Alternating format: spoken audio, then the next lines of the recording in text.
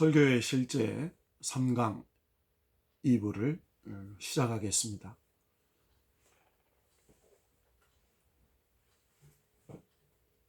설교의 세 가지 기본 유형에 관하여 설명하겠습니다.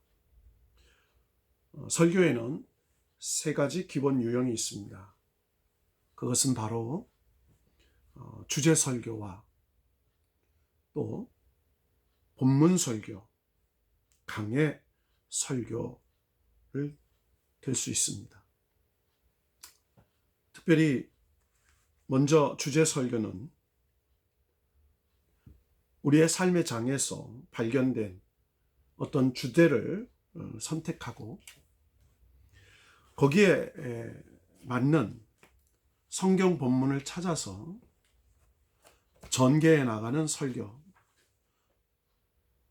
또는 하나의 주제를 본문에서 발견하고 그 주제를 전개시키는 설교를 말합니다.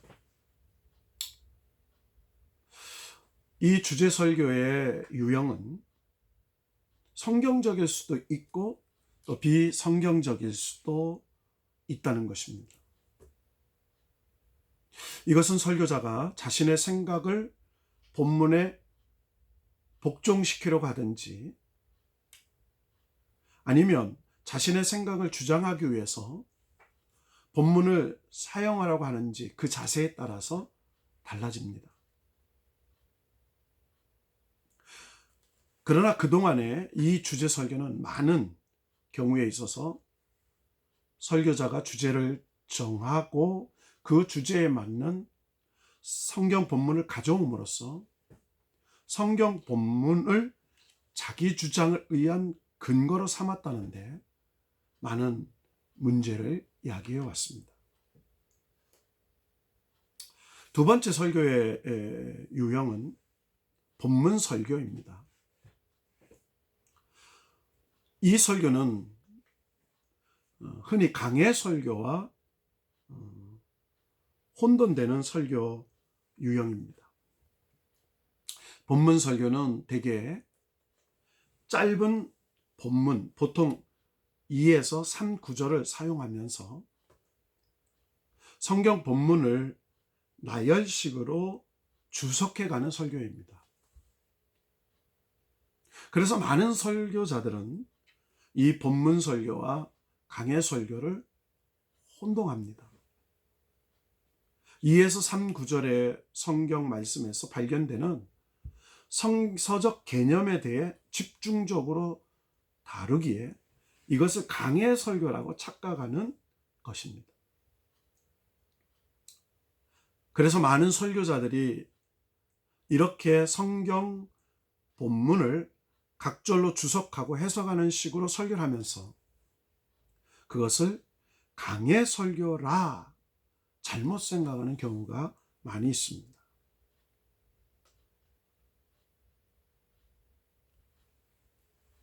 본문 설교는 보통 짧은 구절을 본문으로 하기에 근시안적인 설교가 되며 또 본문의 전후 문맥을 고려하지 않고 각절을 해석함으로 본문을 오용하는 경우가 종종 있습니다.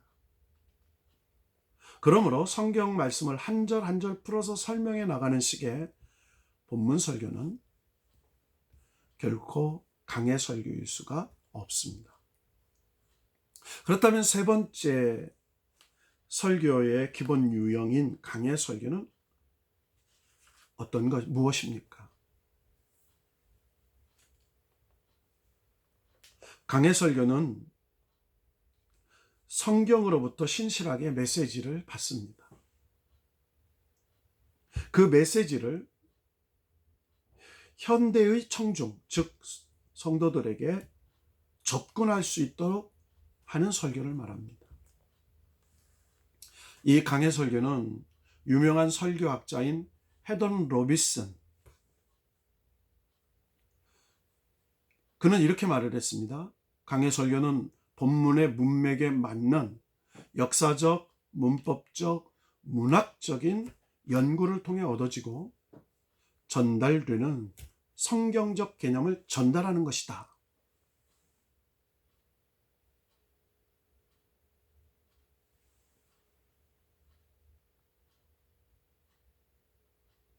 강해 설교의 정의를 살펴볼 때 강해 설교가 단순히 성경 본문을 나열식으로 주석해가는 설교가 아니라는 것을 앞에 본문 설교를 설명하면서 알 수 있었습니다. 강해 설교는 5가지 본질적인 요소를 갖고 있습니다. 첫째는 강해 설교는 본문이 설교를 지배합니다. 가장 중요한 것은 성경의 저자의 생각, 즉 하나님의 말씀입니다. 이것이 강해 설교의 기본 내용을 결정짓습니다. 둘째, 강해 설교는 본문이 말하는 하나의 중심 사상을 전달합니다. 강해 설교는 단어의 의미를 해석하고 전달하는 것이 아니라 그 본문이 말하고자 하는 하나의 중심 사상을 전달하는 것이다 라고 말할 수 있습니다. 세 번째는 그 중심 사상은 당연히 주어진 본문에서 나와야 합니다. 그러므로 설교자는 성경 본문이 기록되던 세계 속으로 들어가서 그 본문이 전하는 메시지를 이해하려고 노력해야 합니다. 네 번째로는 강해 설교는 발견한 성경적인 개념을 설교자 자신에게 먼저 적용해야 합니다. 그리고 마지막 5번째는 강해 설교는 발견한 성경의 중요 개념을 마침내 듣는 사람들에게 적용시키는 것입니다. 아무리 의미 있는 설교라고 할지라도 그것이 오늘의 상황을 영원한 하나님의 말씀을 관련시키지 못한다면 그것은 강해 설교가 아닙니다. 이것이 바로 본문 설교와 강해 설교의 큰 차이점입니다.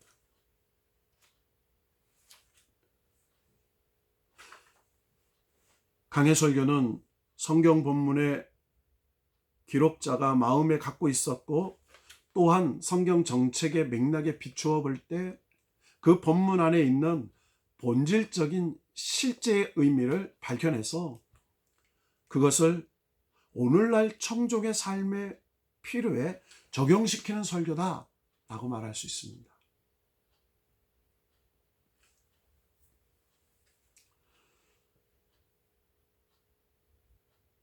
이 3가지 설교의 기본 유형을 우리는 살펴봤습니다. 이 3가지 설교의 유형, 즉 주제 설교, 또 본문 설교, 강해 설교, 이 설교의 3가지 기본 유형의 설교를 우리는 이해하면서 자, 그렇다면 전개 형태를 가질 수가 있습니다. 어떻게 전개할 것이냐? 우리가 보통 아까 주제 설교를 앞에 설명하면서 이 주제 설교를 새로운 말로 3대지 설교, 대지 설교라고 표현할 수도 있죠. 대지 설교는 19세기 말에 한국에 복음을 들고 온 설교사들이 한국 교회에 가르쳐준 가장 대표적인 설교의 형식이었습니다. 그들의 설교는 거의 주제 설교의 유형을 따르고 있었습니다. 그래서 한국 교회는 주제 설교의 유형에 따라서, 즉 이 형태는 설교자가 설교의 주제에서 또는 본문에서 얻은 착상을 주안점으로 정리해서 설교자의 시각과 언어로 대지를 3개 또는 4개 정도로 열거한 후 대지마다 설명을 붙여나가는 형태를 취합니다. 그리고 그 각 대지에 적절한 예화를 설명하면서 회중들의 흥미와 관심을 끌어내는 설교입니다. 대지 설교는 현대 설교학에서 시제적으로 많이 뒤떨어진 설교 형식이다 라고 말을 합니다. 하지만 여전히 이 대지 설교는 복음을 전하는 좋은 수단으로 효과적으로 지금도 사용되고 있습니다. 왜냐하면 이 설교는 논리적이며 분명한 설교의 개요를 가지고 있기 때문입니다. 서론과 본론, 그 본론에서 3개의 대지, 그리고 결론 등으로 전개해 가는.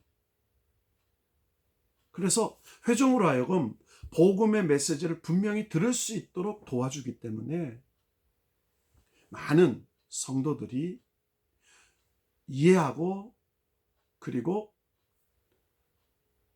적용하기 쉬운 좋은 설교의 형태로 지금도 받아들이고 있습니다. 또 설교의 전개 형태 중에 분석 설교를 들 수도 있습니다. 이 분석 설교는 윌리엄 에반즈라는 설교학자가 창안한 설교 형식입니다. 논리의 중요성을 강조하는 설교의 형식이죠. 이 윌리엄 에반즈의 분석 설교는 주제 설교를 인간의 이성에 맞추어서 합리적으로 풀어놓은 전개 형태를 취하고 있다, 이렇게 말할 수 있습니다.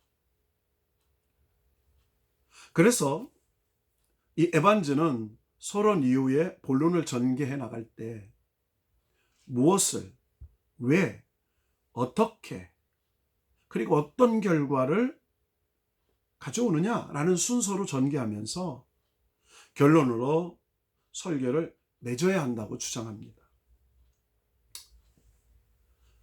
이렇게 이성과 논리를 중요시하는 이 분석 설교는 서구의 세계에서 아주 활발하게 사용되고 논의된 바가 있었습니다. 이 분석 설교를 한국에 소개하고 그리고 도입한 설교학자가 정장복 교수입니다. 이 분석 설교를 한국 교회에 도입하고 소개하면서 한국 교회 현장에 맞게 수정, 보완하며 소개하였습니다. 그래서 이 분석 설교는 정장복 교수가 한국 교회에 맞춰서 서구 분석 설교를 도입한 설교다, 이렇게 말할 수 있습니다.